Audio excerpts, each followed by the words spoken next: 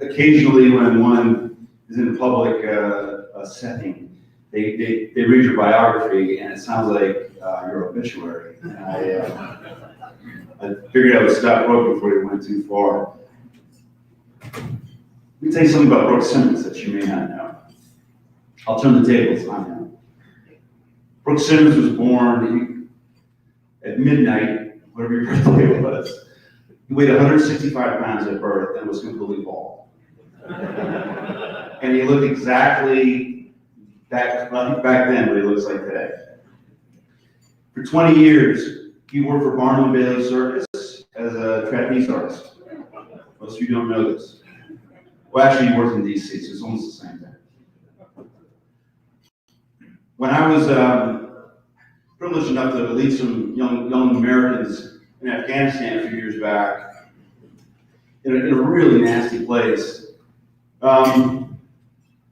we get a lot of support from Americans across the country, and we get boxes of socks and cookies and Christmas cards from fifth graders in the middle of the country, and it's really uplifting. But these things pile up, and the outpouring of support is always welcome. But you can only wear so many socks and eat so many cookies. And one day we received a box, a mysterious box, and Sergeant Major was excited. And it was from B. Simmons. And we cut the box open, and lo and behold, there's about 200 pounds of Copenhagen inside of the box. And this is in the Marine Corps that's trying to de-glamorize alcohol or tobacco use. And for the next 6 months, the Sergeant Major would visit kids that were really traumatized in high-intensity combat at that low level. And he'd go in and he'd consult these kids, and he'd give them a can of snuff. And of all the gifts that regiment ever received, I gotta tell you, Brooke, that was the most unique and the most struck the right chord with young Marines that just wanted to feel like maybe they could get through that day and get ready for the next. And somehow that box of Copenhagen lasted. It was like a loaves and fishes miracle. He just kept pulling out tins for the next 6 months, and I have Brooke Simmons to thank for that. Yeah, we should give him a round of applause. And I tell you that story a little bit because I think that were you to only listen to the news, you would despair that this country is slipping into the toilet. And that I call our phones an emotional tuning rod. Because Americans can listen to any narrative that they want, exactly the way they want to hear it. You get all excited and think that the world is going to end. And I would tell you that if you shaved off Hollywood and probably the Portland Autonomous Zone and Washington, D.C., that you would find that this country is actually a pretty darn good place to live. And there's a lot of positive that is going on, and our future looks pretty darn good. I spent 3 years as the head of Marine recruiting after a stint overseas. And I had the opportunity to travel to every state in the country, but I had 1,500 recruiting sites, and I got to meet real Americans. And if you just went by where the people that print newspapers and get on television, where they live, you would think that was America. America doesn't look like that, they don't sound like that, their values are not the same, and it's pretty uplifting to talk to people in the real world, which is why when Brooke asked me to come here to Oklahoma, I didn't think you'd drag Washington back into the picture. I jumped at the chance because I'm tired of listening to the polarization that's going on in Washington, D.C. I was coming through Dallas-Fort Worth to get here. 2 young Marines looked like they just graduated boot camp, and believe it or not, they trained at Fort Sill for artillery school. And every time they walked through the airport, people pull them aside and thank you for your service. And while service members certainly appreciate the sentiment of being supported by their fellow citizens, it's largely unnecessary because they join for a purpose that I think I need to describe. And so I pulled these two kids aside and bought them a beer, which is actually the best way to thank them for their service. And I was interested in their story because I had been a recruiter, and I said, well, what are you doing this for? And they're like, sir, I was in college a year and a half ago. I saw what was going on in the news. I'm concerned about where this country is headed, and I want to keep my mom and my family safe. That's why I joined. And what I would tell you is that Marine was basically saying, thank Americans for their service, for building a country that is worth defending and living in. That's what that kid was saying to me. And that you all in this industry are basically the safety net for the industrial strength and the financial well-being of this country is based upon American industry, is based upon our ability to get natural resources, build things, and have a country that is shining light on the hill. You know, that is why people serve. And so I come from the Department of Defense that is your ally in the petroleum industry. You know, many people don't understand that DoD is the largest single consumer of fossil fuels in the world as an institution. We do about 100 million barrels a year of oil. And so, like, we're in this together. And so if you thought that somebody from DC was going to come and give you a bleeding heart speech, I'm the last person that's going to do that. I appreciate what you do for this country as much as you all have shown appreciation for my tribe. And so, thank you for your service. Petroleum Alliance of Oklahoma.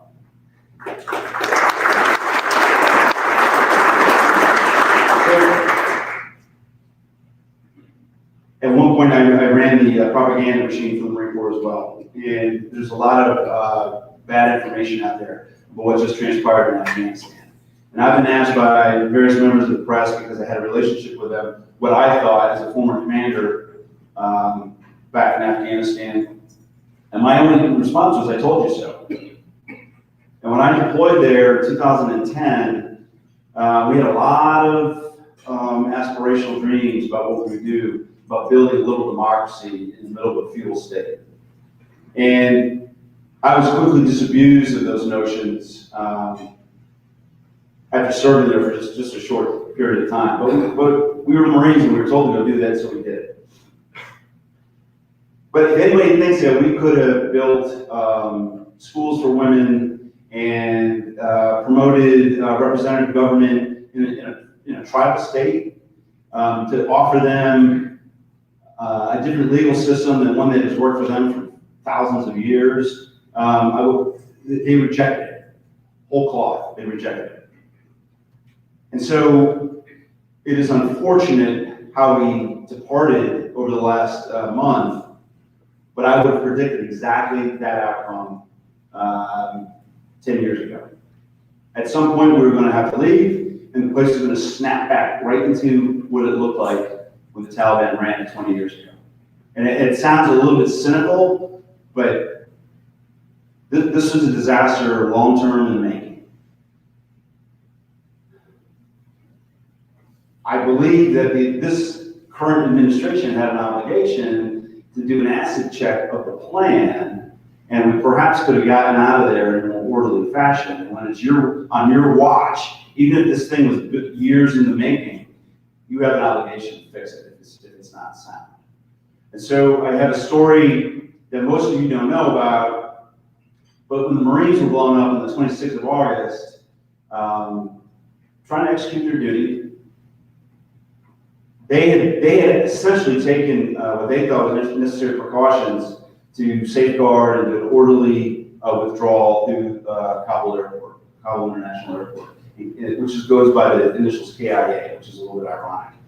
And the Marines were overwhelmed by essentially a human wave that came up out of the canal that parallel the road where they were conducting their processing of evacuees. And in the midst of that human wave, a suicide bomber, a female, snuck into the midst of them and detonated her vest. And she probably was a victim herself. She was probably forced to do it, and somebody remotely detonated the vest. And the things that you don't read about in the press or hear is that simultaneously, as soon as the bomb went off, a group of gunmen opened up, and we call that a complex attack. And they opened fire from across the canal from a rooftop to try to create more death and destruction. And this is the point that I never hear, is that the Marines, even though they lost 13 of their comrades, men and women, by the way, they got back to their feet. Some of them had their lungs scorched from the blast, got back to their feet, and they killed all those miscreants on the roof across the way.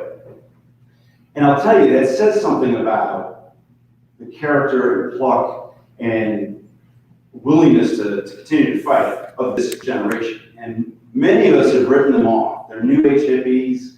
They live in their mom's basements. They have no work ethic. You know, I've heard it all. And what I would tell you is that this generation of young people, when they are properly led, properly motivated, are magnificent. Some of your sons and daughters may have served or are serving. And I would tell you that they are every bit as good as my dad's generation, which fought in World War II, and they call them the greatest generation, because they went and fought a war that they really had no choice but to fight. This generation of kids don't have to do that, and yet they continue to serve. And so you ought to feel pretty good about the fabric of this country if it is reflected in the young people, because they're stepping up to continue our way of life and defend what they think that is valuable. I commend it. And I don't know where they get that. We in the Marine Corps, we like to think that we create these warriors, and what I have learned is that they show up about 90% already there. That somebody, a father, a brother, a high school coach, has counseled them on having some grit, having integrity, fighting through a tough situation, and all the Marine Corps does is put a finishing touch on that. So I hold out hope, great hope for this country, as if I can judge it through our young folks. So what is next in Afghanistan? I would tell you that the decisions that were made were entirely pragmatic decisions by a series of presidents. From President Obama through President Trump to President Biden, they all knew that we were going to get out. And the reason that we were going to get out is because you cannot make Afghanistan pay for itself if we are going to continue a counterinsurgency in that country. And then the pragmatic decisions, we made the same decision in Iraq, by the way, going in and coming out. That in America's vital self-interests come first. And when the thing starts falling apart, all those egalitarian motives to go in and stop paying for themselves, Americans are going to get out. And so I've got a slide somewhere, and I'll tell you why. So the day after the government fell in Kabul, the Pakistani intelligence service shows up on the door. The Chinese ambassador shows back up to man his post, as did the Russians. Day after the government fell. Why would they do that? If we could go to the first slide. And this is why they did it. And what nobody understands is there's about $5 trillion worth of minerals under the ground in Afghanistan. And that Afghanistan has always been part of what they call the Great Game. I mean, it started in the 19th century when we were fighting, the Brits were fighting against the Russians for control over this region.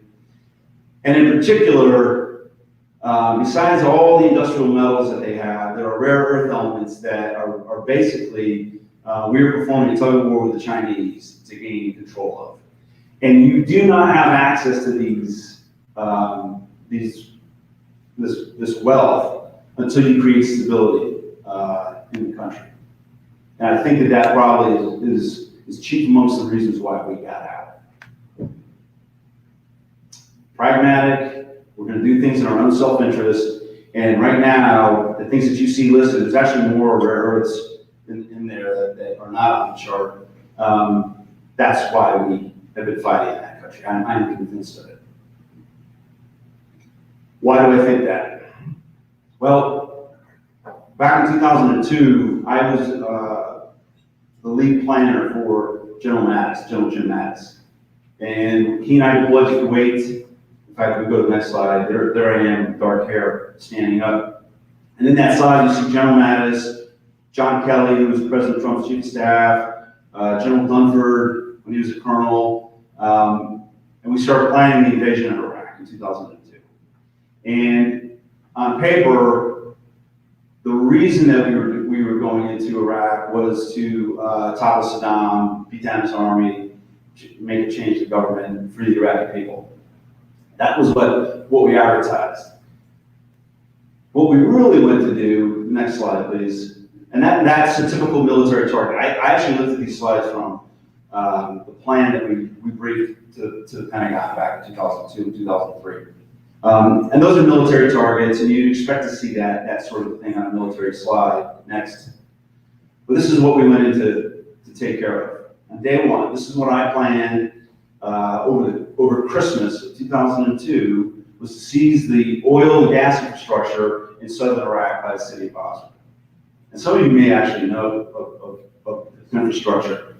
This is critical infrastructure that the U.S. government wanted secured, one, to prevent an environmental catastrophe like they did during the Gulf War, but because we wanted this thing to work. And we flew in executives from Exxon, British Petroleum, all sorts of folks from around the world to tell us, the Marines, how to shut off various components of this infrastructure so it wasn't destroyed. And so once we got Saddam out of the way, we could flip the switch and this thing would come back online. And I had a giant tent in Kuwait, and I had folks with Texas drawls talking to me about, don't shoot this thing, for goodness sakes. And I'm telling you right now, in the first 96 hours of the invasion, in fact, in order to save this, we had to go, before the first cruise missile was going to go downtown Baghdad, because the minute Saddam thought he was going to be attacked, he would start blowing this stuff up. We watched him putting trucks of explosives all around this infrastructure. And so, unlike any other war, as the first missiles were going down on the 19th of March, we were going through the berm in Kuwait to seize these targets. We thought it was so important. So nobody tells you that in the history books. You know, we go in for egalitarian purposes to remove a dictator, but I think that pragmatically, in this nation of merchants, we understand that if this country is going to have a viable future, if we want to be part of that future, you got to make sure that you protect the cash cow in Iraq. Next slide.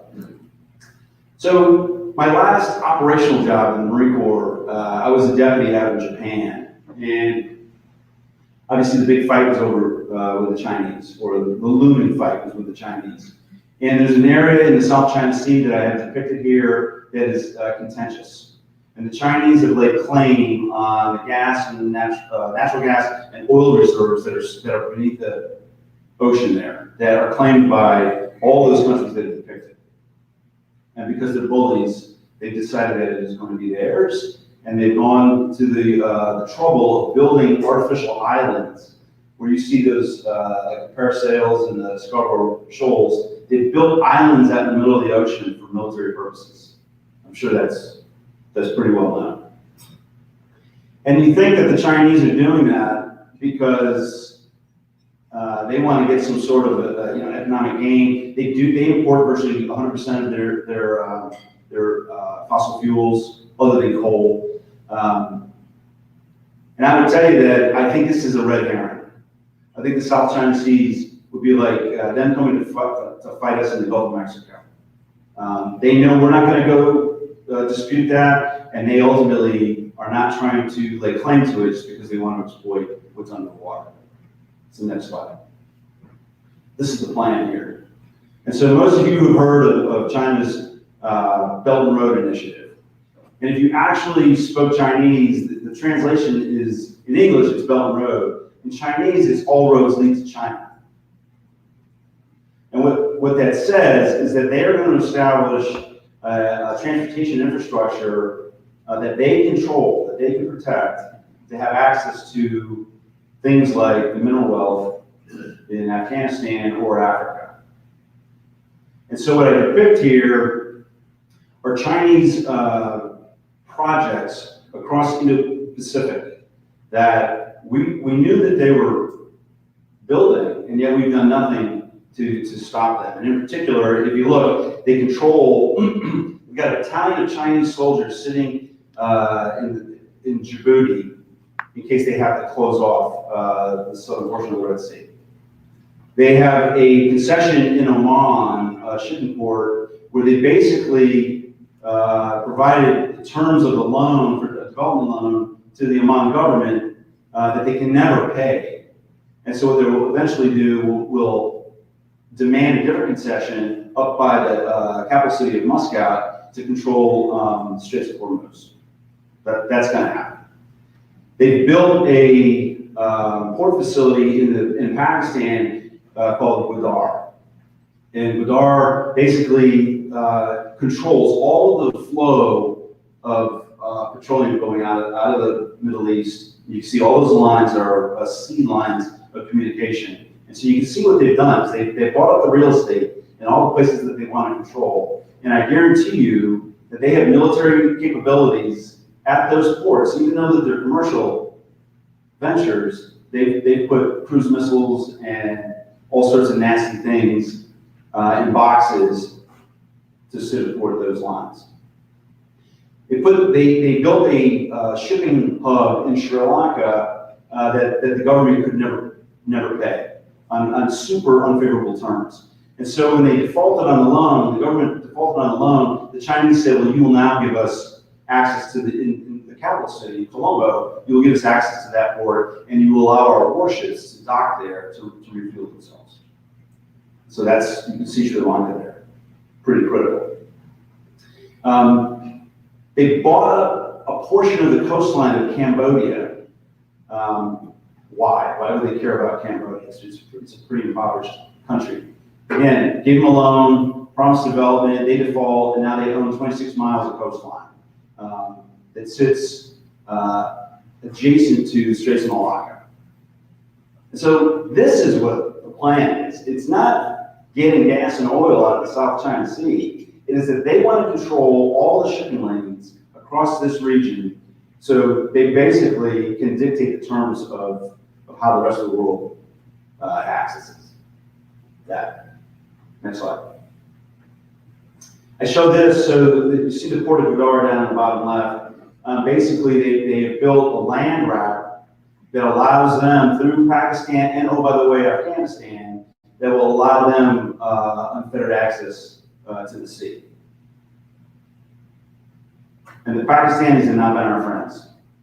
And for 20 years, they've been playing both ends against the middle. And now I believe that they've shown their cards, so to speak. And they have granted the Chinese access to, like I said, position that provides leverage against the shipping lanes coming out of the Middle East. Next slide. Same thing, and this is, unfortunately, it's in German, but you see the South China Sea up to the upper right. And then they own a portion where it says Phnom Penh, that's Cambodia, and they own a portion of the coastline there. And what they teamed with the government of Thailand to build a canal across the Malay Peninsula, a 60-mile canal called the Kra Canal, or commonly referred to as the Thai Canal, so they can cut the Straits of Malacca out of the equation. Because the Straits of Malacca are easy to control, the United States Navy could block it if they needed to, and the Chinese aren't going to have that. So by building this canal that they own, and they own the other side with their concession in Cambodia, they cut 3 sailing days off of the routes out of the Middle East, and they own the passage where we cannot contest it. I mean, that stinks, so to speak. And so I'll tell you, in this country of businessmen, we've been asleep at the switch. We have allowed Russia and China to steal a march on us in areas where they have access to those rare earth metals, both in Africa and Afghanistan. They've cut off all of the choke points, or potentially they cut them off, and they have 80% of the manufacturing, of the processing of rare earth elements is done in China. The US is 0%. We are completely dependent upon them, and that we're talking about, as a defense guy, lithium for batteries, magnesium, cobalt. It's more important than any other item, and yet we don't talk about this stuff. And so I think that's probably the end of my slides. And this is not a doom and gloom message. But I was getting coffee this morning, and I took this picture. It's a bit ironic. This is the train station here in Oklahoma City. And the sister cities on that sign are China and Russia. And so the Belt and Road has now extended all the way to Oklahoma. And I say that as a cautionary note. I'm not worried about it. Chinese have got problems with demographics. They're going to be the oldest, grayest population on the planet by 2050. They're going to be the Japanese as being the oldest, which means they'll have more people as pensioners than they'll have as wage earners. That's a problem. They've got an environmental problem called the Gobi Desert growing by hundreds of square miles every year. And they've got an air quality problem because of that. They've got environmental disaster in the making. And climate isn't helping things. And so when you build a middle class in China that has the same expectations that our middle class has, you have to meet them if you want to be a viable government. And I think that they're basically racing against the sun to lay in some wealth before all of these time bombs go off in their face. And then they're going to have a larger problem. They do not have the underpinnings of a inclusive democracy to keep them going. There's going to be a violent reaction when their population realizes that it's all House of Cards. But that is Paul Kennedy's prediction. And so I'm not sure if that's a high note, Brooke, but I think that I've said enough that hopefully it whetted your appetite. I'm ready to answer a couple of questions if you got time. If you have questions, just stand up and shout, please. Sir. So my question is, until recently, China would change its leadership every 5 or 10 years, but that's all kind of gone out the window with GDP. How do you think that's going to both play out with basically he dies or deposed? I gotta believe there's a succession plan. China this year just had the highest number of billionaires, which is really kind of crazy instead of a communist country. But I think he's probably picked his heir, but he's taken off the pretense of being a party leader. He's a dictator. And if the guy that he hired to be their ambassador in the United States is a fanatic. And he's throwing bombs. If you read about it in the paper, the kid gloves are off. They're not screwing around. They're no longer a rising power. They believe they're a risen power. And I think you're just going to see a guy just like Xi next, if he were to pass away today. Sir? You mentioned the phrase sleep at the wheel. I always like to ask, how did things happen again? Who was asleep at the wheel, and what did you make sure to don't let that happen again? Well, you can balance lofty principles against pragmatic bottom line. You've got to be able to do both. And in a country that potentially changes leaders every 4 years, you can ill afford to go into a 20-year war, because you're going to have 4 or 5 different versions of what they think success looks like. We probably should have gotten out, like in Iraq, while the getting was good. So we went back in there. We probably should have, tried to help the Iraqi government stand up. And what you want to create is stability. So then they can develop their own resources, all sorts of foreign direct investment opportunities, and that's where we do best, and we should have done that. Instead, we try to overlay an American model on top of a culture that completely rejects it. And so I would just say, you know, I mean, how do you prevent it? You vote. And if enough of you are of the same mindset, vote, then you can actually affect change. But you ought to demand of your elected leadership, like what's the purpose of going in there? And something that is not, you know, like the Japanese bombing Pearl Harbor, like we're not gonna have those sorts of events necessarily, and so why are we gonna go do these things? And there ought to be a bottom line, that the US ought to get some benefit, rather than spending several $1 trillion fighting what I believe is an unnecessary war. We should have gone into Afghanistan, killed Osama bin Laden in the first year, and then done with it, instead of wasting 19 more years trying to create Oklahoma City in the middle of Central Europe or Central Asia.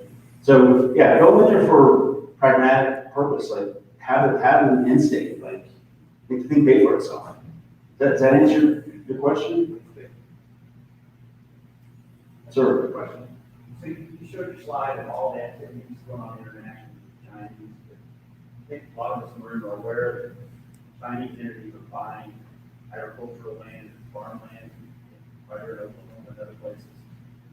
And my family, my dad's in the beef business, and they're buying from ag companies and food suppliers. What would be your handicapping on that kind of activity and allowing them to occur? One, I think they're doing it to satisfy the middle class. Like they are buying beef and pork like crazy because they're actually trying to feed people. But I believe that they recognize that the United States is the best return on the dollar, or the yuan in this case. They understand that, you know, the U.S. is you know, the most favorable place to focus your, you know, foreign direct investment. So I think that's all, you know, above board. I personally don't think that they are trying to infiltrate our system to, you know, pull the rug out from under our feet at the last minute. The way I actually see it is that they're overextending themselves. And if you wanted to nationalize all of those holdings, remember in the 80s when the Japanese were buying real estate like crazy? It's only because we allow it. We have contract law that we enforce. But if you want it, you just take it back. The Chinese are out over their skis, as we say, financially. And so I say let them keep investing. You know, the more the better. It's good for Americans. It's good for jobs. And if they think it's leverage, it's only leverage if we let it allow it to be. I'm not worried about it. Same thing with that slide that I showed. You may view that as an insidious, creeping, you know, Chinese, you know, malign purpose across that part of the world. As a matter of fact, in South America too. I didn't include any of those points. They're overextending themselves. And if the United States Marine Corps and the Navy ever wanted to seize any of those port concessions, you can do it like that. It's outside of the missile rings that China would use to defend itself. That would be a fool's errand to attack the Chinese. But all of those places where they made those investments are rational. They're targets. I don't worry about any of those islands in the South China Sea because they're not going anywhere. And I can put a cruise missile right in the middle of each one of those and shut them off tomorrow if that was their choice. So I see it. I'm more worried about Chinese cyber attacks, of them attacking our critical infrastructure. We know that they're already in there. They're not as good, and this is probably something I shouldn't talk about because it's classified, but U.S. cyber defenses are the best in the world. You go up to Fort Meade in Maryland, and they are hands down the gold standard. The Chinese aren't even second or third. They're probably like fourth or fifth, but they've got 100 million people doing it. You know, they've got numbers on their side, so they don't have to be as good because they can do it in mass. And so I'm more worried about that. I'm worried about space. They do have the ability to shoot down GPS satellites and communication satellites. And so to me, you all ought to be asking, is the United States making the right investments in the things that are really threats to our own homeland? More carriers, more aircraft carriers and tanks are not going to solve this problem. I know the rare earth minerals have been a real issue. I noticed that three large manufacturers of microchips, processors are Hong Kong, China, and Taiwan. I know there's a lot of problems right now with being able to get cars out from different plants and other items. Are we working to protect the Taiwanese? I know it's happening in Hong Kong, protect those products until we are able to build our own supply? No, sir. And I say that as short an answer as I can, because we don't have a plan. And my brigade, when I was in Japan, from 2013 to 2016, was what they called the 911 brigade. And I was supposed to go to Taiwan if the Chinese ever attacked, and there was no plan. I can just tell you that without violating any secrets. And so here's what I believe. I think the U.S. Navy will sink every single Chinese or enough Chinese transport ships if they try to invade Taiwan. That will happen. I believe that the Chinese understand what you just said, that Taiwan is a major hub for the semiconductor industry, and that if you were to take it out, they would have as big a problem as the rest of the world. In fact, they might have a larger problem if you took that away. Taiwan is a huge financial center. And so if they were to invade, the world would fall into a depression overnight. And I think they're not foolish enough. I also believe that Hong Kong is sort of the harbinger of what the Taiwan should face. They don't call themselves Taiwanese, so by the way, they call themselves Taiwans. But yeah, so I'm not 100% sure that the Chinese really want to invade Taiwan. I'm not sure if it is feasible, and I think that the repercussions would be beyond what they want to take on. That's my thought. One more question, and I'll ask one. Any more questions? All right, Paul, tell us about. Oh, gentleman over here. A brief question. We have a lot of Burmese individuals that live in Oklahoma, and I was wondering about the Burmese conflict. It seems like this current administration is very more isolated. It's the way that they would handle endeavors like this, but just any thoughts? Because it seems like that's also a problem with China is the Burmese way. So Burma, so they call it Myanmar. Only no, I think it's a point that I misunderstood until I went there. The British named it Burma, first of all, over the largest ethnic group in the country. So that's not what they called themselves prior to British occupation, and that's what they chose not to call themselves after. So it's actually Myanmar. The president, whatever, is Aung San Suu Kyi. She's no charmer. I'll tell you, we've made her the poster child for democratic reform in Myanmar, and she comes from a rich family, one of the richest people in the entire country. She lives in at the time, it was house arrest on this lake down in the capital, Rangoon, and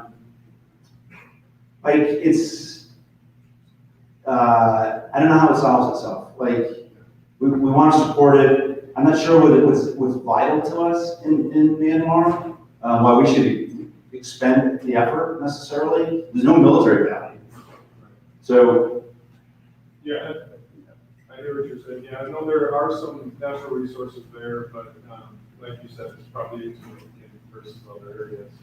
Yeah. What should be alarming is, yes, Chinese influence. And so all of a sudden Thailand, which was the first country to recognize the United States in the 18th century, all of a sudden Thailand has decided that Chinese being their largest trading partner, they're reneging on a lot of deals that we had developed alliance. We used to train there every year. They cut that off, and so I'm worried about that neighborhood.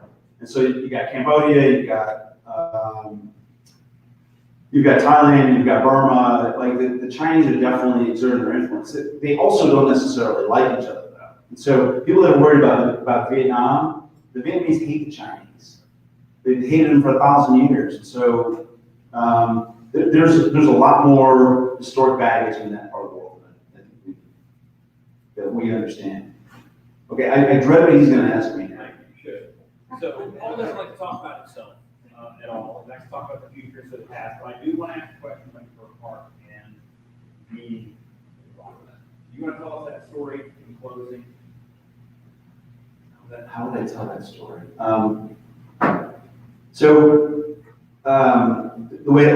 Here's the way I would tell that story. I was partnered with an Afghan general, and we had a point at which we could no longer advance any further along a road that led to a hydroelectric project that was started in the 50s, called Kajaki. And so we got around the bad guys, and we started doing meetings with the Afghan leadership. They had never seen a Westerner in their lives. The Brits never got there, the Russians hadn't gotten there. This is really remote. And we got around the Taliban, and we started having these meetings with these folks, and they were really open to what we were saying. And so this started in the morning, and probably about 5 o'clock in the afternoon, we were wrapping up, and I was putting my helmet on. So when I would have these meetings, I would take off my goggles and take off my helmet, make myself a little more approachable. And one of them apparently didn't like my face. He must have been a Yankees fan. And he smashed my nose off. And I don't remember it because I was unconscious. They hauled me out with a meat hook, and so that's how it happened. But the uplifting part is that the sergeant that was supposed to be my bodyguard threatened that dude before he had taken another swing with his rock. He would have killed me if not for a young sergeant who, the guy got to me because he thought he was going to give me a hug and took him out. And so maybe that's not a high note, but a happy note because there's one dead Talib on the ground, but the Marines reacted the way you would expect them to react. So he's actually better looking now than he used to be because he has a nose. So, Paul, thank you very much for this.